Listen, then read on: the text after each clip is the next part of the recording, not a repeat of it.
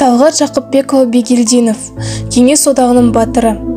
Ол 1922 жылы Ақмола облысы Ақмола ауданы Майбалық ауылында шаруа отбасында туған. Балалық және жастық шағын Фрунзе қаласында өткізіп, 16 жасында аэроклубта оқыды. 1942 жылы Чкалов әскери авиация училищесін бітірді.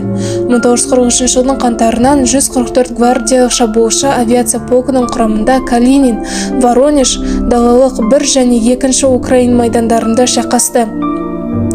Соғыстың соңғы айларында оның штурмовиктері Одер мен Ниттегі ұрыстарға және жау ордасын талқандауға қатысты. Ол Ұлы Отан соғысында қатардағы ұшқыштан авиация полкының командирі дәрежесіне дейінгі майдан жолынан өтті. Жауға қарсы 305 дүркін ұшып шықты. Сан рет батылдық пен ерліктің, тапқырлық пен шеберліктің үлгісін көрсетіп, даңқыға бөленді. Одан соң Ил-2 шабуылдашы ұшағында ұшуға үйренуден өтті. Осының бәріне ұзын ырғасы 2,5 жыл шамасында уақыт кетті. 1942 жылғы желтоқсан айында Талғат Бегелдинов кейіннен 144-ші гвардиялық деп аталған алғы шептегі 800-ші шабуылдаушы авиаполкке келіп қосылып, соның құрамында соғыстың соңғы күндеріне дейінгі бүкіл отшалымды бастан өткере кешіп өтті. Ал қан майданға аттанар алдында Ижевск қаласынан Ил-2 штурмовигімен ұшуды үйреніп шығады.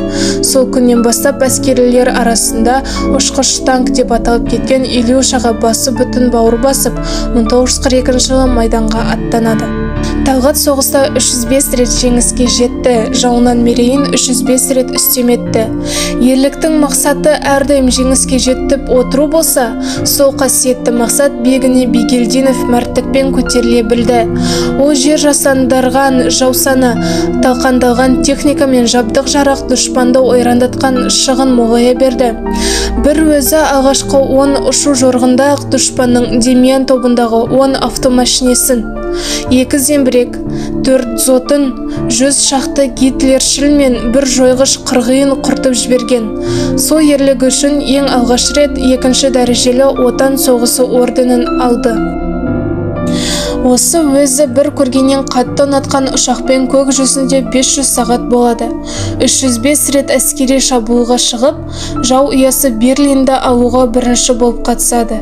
Фашистер өздеріне аяусыз өлім оғын сепкен Талғат мінген ұшақты қара ажал деп атаған.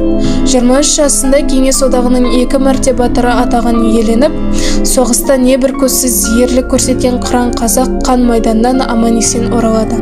Соғыс біткеннен кейін Талғат Жақыпбекұлы әскери әуе академиясында оқып, Кеңес армиясындағы бөлімдер мен құрамалар командирі, штаб бастығы мәртебесін еншілеткен диплом алып шықты. Әскер қызметінде реактивті ұшақтарды игерумен шұғылданды. Бір жолғы сынақ ұшуы кезінде апатқа ұшырады, 6 ай бойы ажалмен арпалысты. 2-ші топтағы соғыс мүгедегі болса да, бейбіт өмірден өз орнын табуға құлшынды.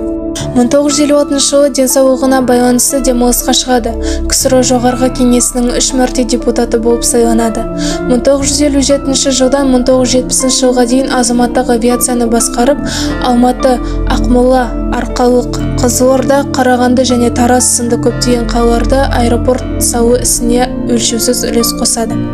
1968 жылы Мәскеу инженерлік құрылыс институтын бітіріп, мемлекеттік құрылыс саласында да қызмет атқарып, әсіресе Алматыдағы небір тамаша зәулім ғимараттардың бой көтеруіне атсалысады.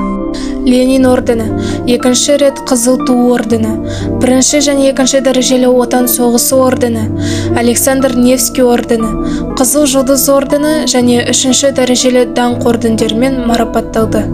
2014 жылы 9 қарашада Алматы қаласында дүниеден өтті. Оның есімі Ақтөбе жоғарғы азаматтық авиация ұшқыштар институты мен Қарағанды республикалық авиациялық училищесіне берілген.